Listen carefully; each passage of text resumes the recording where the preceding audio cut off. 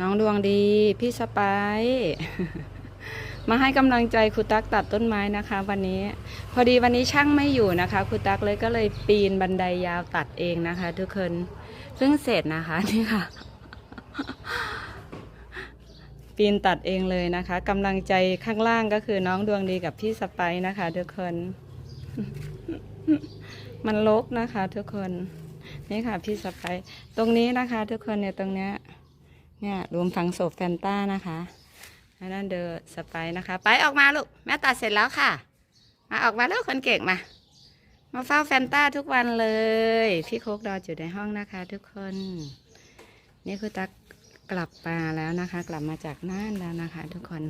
กลับมาถึงก็ตัดต้นไม้ซะเลยนะคะรกมาก โอ้วันนี้ร้อนนะคะ ทุกคนร้อนมากนะคะกำลังใจ